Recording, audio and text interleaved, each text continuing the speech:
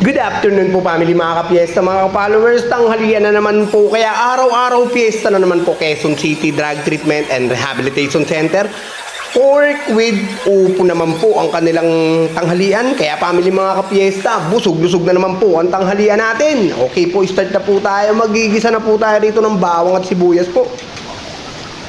Mekos-mekos po at isusunod po natin dyan yung kamatis, syempre. Ito na nga po yung kamatis. Mekos-mekos lang po. At ito na nga po yung pork. Ilalagay na po natin yan.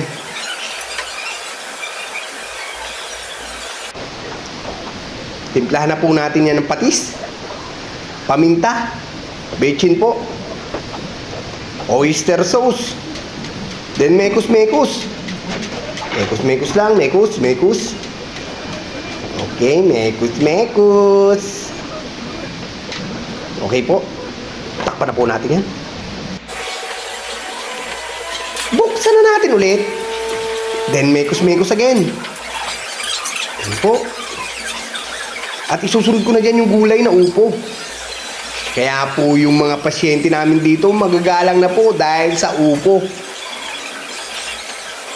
Yan, kailangan may vegetable para healthy ang family. Dito lang po yan sa Quezon City Drug Treatment and Rehabilitation Center. Nagdagdag po ako dyan ng patis, oyster sauce at paminta ulit. Then mekos-mekos. Pagkatapos po niyan, tatakpan po natin ulit. Pakukuluin po natin siya hanggang magkatas po. Yan na nga po, takpan na po natin. At ito po isasabaw natin. Kasi ang family gusto nila lagi may sabaw. Mekos-mekos again. At ilalagay ko na nga po itong sabaw natin. Yan po. Mekos-mekos ulit. At takpan po natin ulit yan. Okay, akalain mo kumukulo na agad. Kakatakip nga lang. Mekos-mekos ulit. Kunti na lang po. Luto na po ito. Family mga ka-fiesta. Okay na to. Meron bang